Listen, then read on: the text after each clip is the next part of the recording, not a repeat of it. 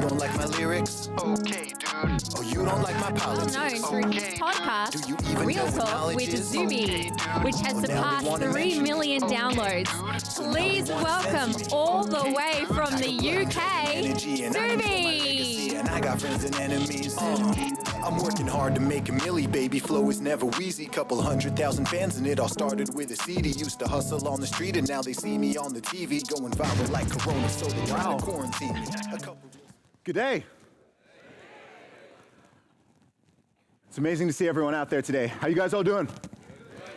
I know it's an early morning, a little earlier than planned, but you've got no excuse. I've had a 25-hour journey to get here, and I'm feeling pumped up. I don't believe in jet lag. It's something that happens to other people, not to me. Wow, so I am here in Sydney, Australia. I have to be totally honest with you guys. I didn't think I would be here. If someone told me at the beginning of this year, or even last year, that I would be here speaking in front of this wonderful crowd here in Australia, I'd be like, man, I can't go to Australia. I don't even know if they'll let me in. I see how crazy they're all going. So I'm very, very happy to be here. It's an honor to be speaking at CPAC, and I've had a wonderful experience so far. Everyone has been extraordinarily kind. So first of all, I want to say thank you for welcoming me into your wonderful country.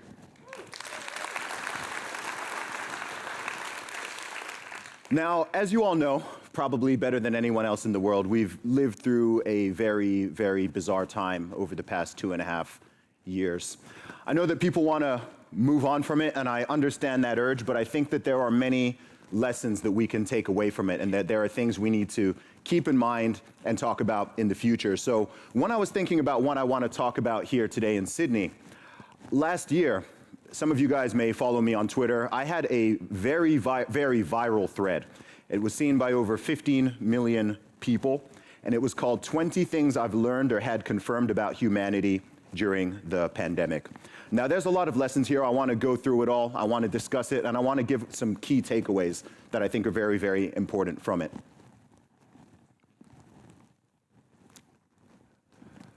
So the first one. Most people would rather be in the majority than be right. Now, human beings are herd animals. We are social beings. It's always good to be in a majority.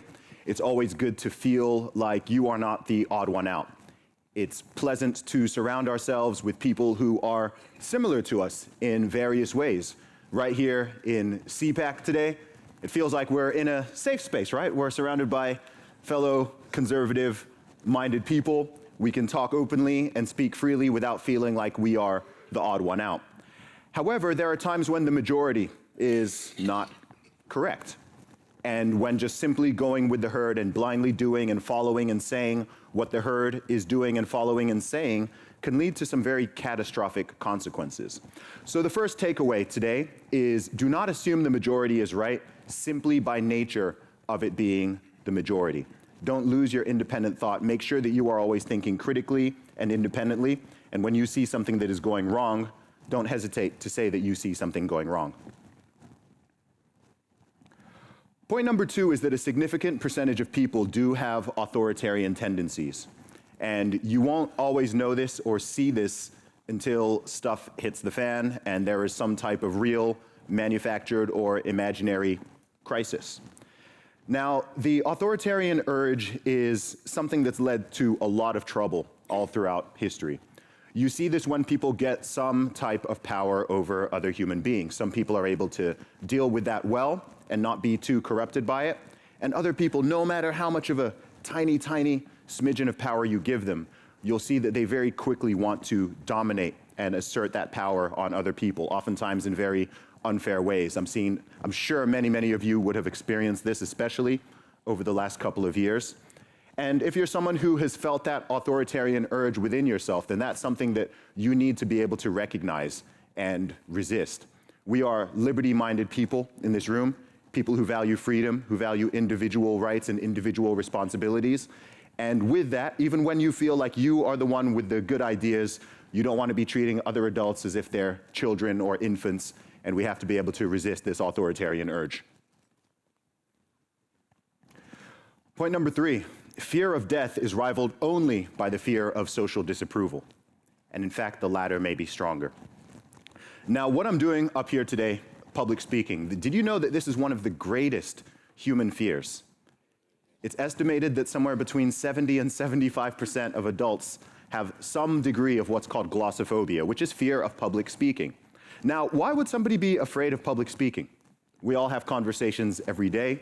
We talk to each other. So what is it about this that makes it particularly scary and gets your heart racing? It's the fear truly of social disapproval. It's the fear of looking silly in front of other people, making a mistake, saying the wrong thing, doing the wrong thing, having other people look at you askew in a certain way as if you're doing something wrong. As I said earlier, we are naturally social beings, and it is awkward. It feels unpleasant to have that sense of social disapproval. Now, that's not something that's inherently bad. There are certain behaviors that we should feel ashamed about, or which we should feel uncomfortable about because we're doing the wrong thing. But again, this is a natural human trait that can result in poor consequences when we're in a crisis situation. Point number 4, propaganda is just as effective now as it always has been.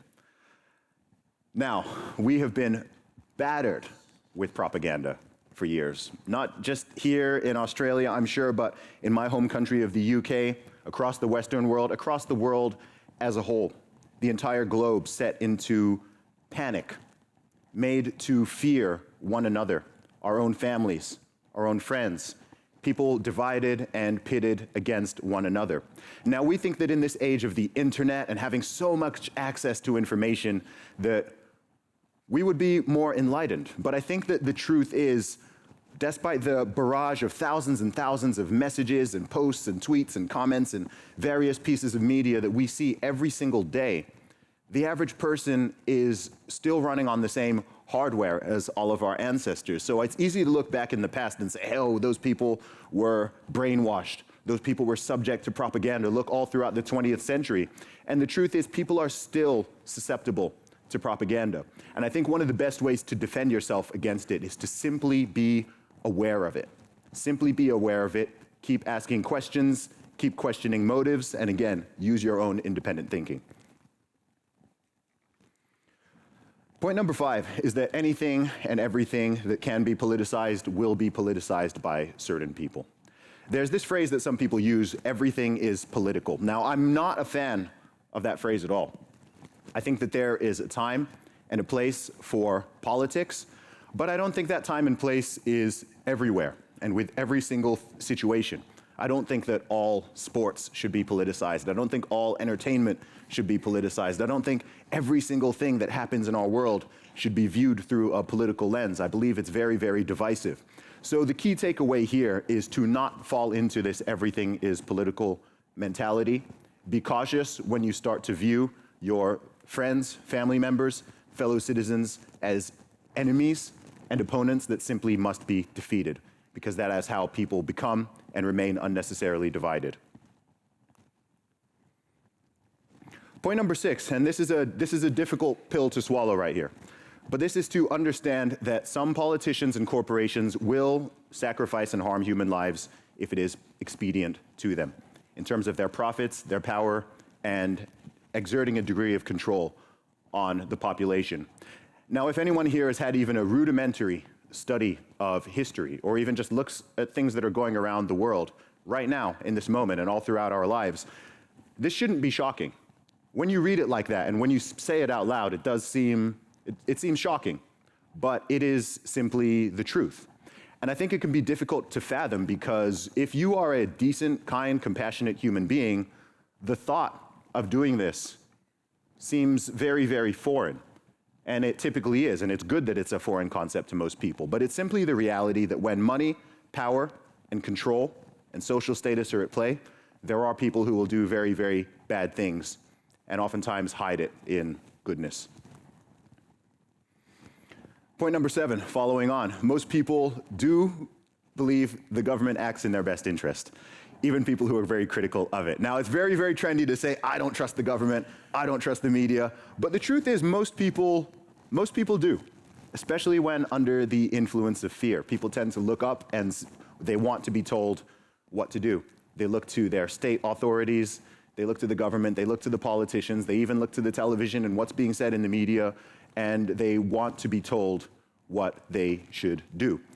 So there are times when the governmental interests will align with you, but as a unique individual, for yourself, for your family, I don't believe it's wise to assume that politicians and the government as a whole always has your best interest in mind, because it's simply not true, and you can end up in some dire situations if you believe that at all costs. Moving on, this is an important one. Once they have made up their mind, most people would rather commit to being wrong rather than admit they were wrong. Right? We've seen this one play out, haven't we? So if you rewind back to February or March 2020, we all hear about this coronavirus situation that's beginning, and we're getting fake propaganda videos coming out from China showing people just, falling. You guys remember the videos, people just dropping in the streets? I don't think any of us actually saw that happen in real life. And certain numbers and figures and doomsday predictions that were coming out. Now, something that really struck me over the last few years is just how slow people were to course correct. As new information came out, as new data came out, as statistics came out, people refused to course correct. They continued to just go along with the original narrative. Now, when you are wrong, and I think a big reason for this is simply human ego. I think it's difficult to say, okay, I was wrong, take the short-term loss, and then move on and course correct. But that's something we all need to do. It's not wise to commit to being wrong. None of us are correct all of the time. It's impossible for all of us to be correct all of the time. But when you get new information, make sure that you update that in your mind. Point number 9, human beings can adapt to things very, very quickly. It's called hedonic adaptation. Whatever we're used to, whether it's an increase in lifestyle or a decrease in lifestyle or some other change, something that has enabled our survival is simply our ability to adapt to change. Now, this is not something that is inherently bad, once again. It's not something that's inherently good either. It's simply a human trait. If we were to go back once again to early 2020 or 2019 or any time prior to that, if you put on a mask before you got in a taxi or before you entered a bank or before you went in a store, you would not be allowed in. People would, why is this person wearing a mask? They're covering their face. This is not socially acceptable. You fast forward 1 year, and people are screaming and shouting at each other for breathing fresh air in public and for not wearing a mask. This was happening all across the world. That's just a simple indication of how quickly people can change their behaviors, and something that was considered unacceptable can now become acceptable, and vice versa. So this is another thing to be aware of. If you're going to use this to your advantage, I would recommend training yourself to do things that are beneficial towards you and good for your own and your family's health, wealth, and overall happiness. This is a big point right here. When people are under the influence of fear, not only will many people accept authoritarianism, but they will demand it. They will demand it. This is something that's so important to understand, because once again, we look back at history and we wonder how certain things happened. How did certain things play out? And hopefully, if you've been paying attention and you've really been thinking over the last few years, you will now see how it happens and how it happens quickly, and how people can be turned against each other and will give up their own personal freedoms. They will give up their neighbors' freedoms. They will fight to have people's own freedoms and individual rights and civil liberties taken away. Why? Because they are scared. So when you are under the influence of fear, this is something you have to be very, very cautious about, because it's very easy to give into authoritarianism. And once you have a degree of authoritarianism or totalitarianism in a society, it can be very, very difficult and slow to get out of.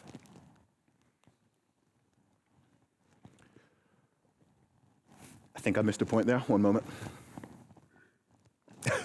Point number 11. A lot of people who are dismissed as conspiracy theorists are oftentimes simply ahead of the curve. Now, yes, there are people who have some crazy beliefs out there, but this is a label that's oftentimes flung lazily at people who are simply looking at things from a different angle, or who actually have access to additional information. So has anyone in this room ever been called a conspiracy theorist? We got any in this room? Yeah? Okay. So as you've seen, most of your conspiracy theories have probably turned out to be facts over the course of time. So don't be so quick to dismiss people. If someone has an alternative view or challenge and it makes sense, always be willing to hear them out. Point 12, many people value safety and security, or the illusion of it, more than they value freedom and responsibility. It's not wise to assume that everyone values liberty and freedom in the same way that you might. Now, in the Western world, if you live in countries like Australia, the UK, Canada, USA, Western Europe, we typically consider these free countries, liberal countries, democratic countries. But again, we have seen just how quickly they can fall into totalitarianism. And again, this is due to the power of fear. And this is because ultimately, when people's safety is put at risk, it can be difficult to advocate for liberty under those conditions. So this is, again, something that we always have to be vigilant of. Point number 13, I've touched on hedonic adaptation already, but the key takeaway here is just how long it can take for people to return to normal. I'm sure we all know, and we still see people who are still at this point, even though we're now in October 2022, they are still in pandemic freakout mode. They refuse to return to normal. They have accepted the new normal, and I don't know if some people are ever going to totally come back. I'm glad to see that most people are back. I'm not seeing many covered up faces out there in the crowd. It's great, just great. I love seeing human faces. It'd be a big shame for me to come 10,000 miles to Australia and everyone's just sitting there and I can't even see anybody. That would be a big, big shame. But yes, it can be difficult for people to get back to normal. So again, you can use this to develop good and positive habits rather than negative ones. Point 14, I won't dwell on this one too long because I don't understand it, but it is simply true, which is that there's a percentage of people who enjoy being subjugated. They like it. They like, I'm not here to kink shame anybody, so I don't know, I haven't looked deep into the psychological analysis of why this is. But I've noticed there are some people who enjoy having the boot on their neck. And yeah, it's just a good thing to know. Don't be that guy. Point 15. Put up a hand here if you've heard the term follow the science over the last few years. How about trust the experts? Okay, so we have seen the so-called science evolve into what I would call a secular pseudo-religion. We live in an increasingly secularized society, and in the absence of belief and worship of God, there are a lot of people who will turn to all sorts of other things, all types of ideologies. We've often hear about the rise of the woke ideology, which shares many characteristics with a type of religion without any sort of deity or form of salvation. But even when it comes to the fanatical branch Covidianism, as I call it, we saw people fall into these patterns again. Now, it's important to recognize that science is supposed to be a methodology and an evolving body of knowledge. It's not something you're supposed to blindly trust and follow. What's weird about those phrases is that science is not something to be simply followed and trusted in a blind fashion. If you're not allowed to question it and you're not allowed to challenge it, then it's dogma. It is not science.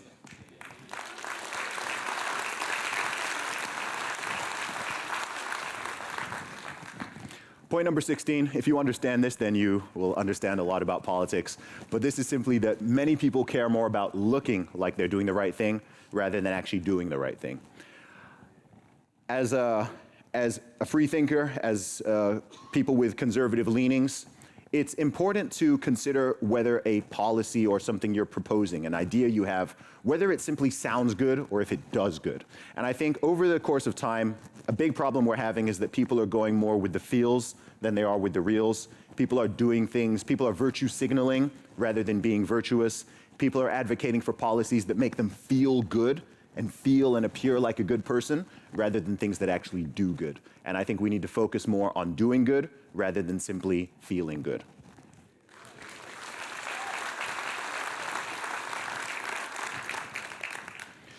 Okay, a few more points to go. Politics, media, scientific institutions, and so on, they're all corrupt to a degree. Now, I know people who work in all these fields. There are people who work in all these fields in this room. I'm not saying that everyone is a liar and a bad person at all. But as we touched on before, when money comes into the picture, when power comes into the picture, when control comes into the picture, these are all potentially corrupting forces, and they can provide perverse incentives. So it's important to recognize that you shouldn't blindly trust experts, so-called experts, in any field. You should recognize that they have their own priorities and they have their own incentives, and those will not always be aligned with yours, so always be thinking. Point number 18, if you make people comfortable enough, they will not revolt. I'm sure you've all heard of the term bread and circuses. Give them bread and circuses. I think today we can say give them, what, Netflix and Uber Eats? But I think for the past couple years, people have been very complacent in the Western world because of technology. We've allowed technology to essentially enslave us, right? People often miss out the fact that these so-called lockdowns and so on would not have even been possible just about 15 or 20 years ago, because we didn't have the technology to allow people to just stay at home and work from home, remote learning. All of those things are only enabled by new technology. And so this is how you can keep millions of people docile as you continue to strip away their rights. As you can see, there's a theme here. There's a theme here. The theme is that we have to be vigilant when it comes to protecting the rights of ourselves, and we have to be responsible with those rights, and we need to defend them at all costs, because that is what makes our country special. Point number 19, this is what I was just discussing. I'm not going to dwell on this one. And point number 20 is it's easier to fool a person than to convince them they have been fooled.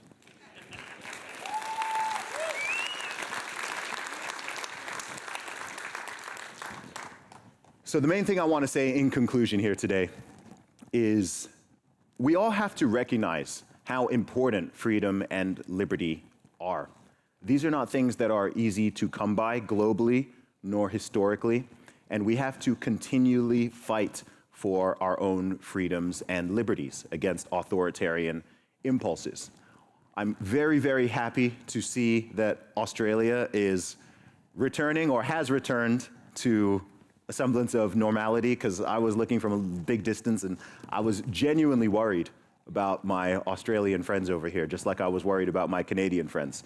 The UK got bad, but it was never quite as restrictive as it was over here.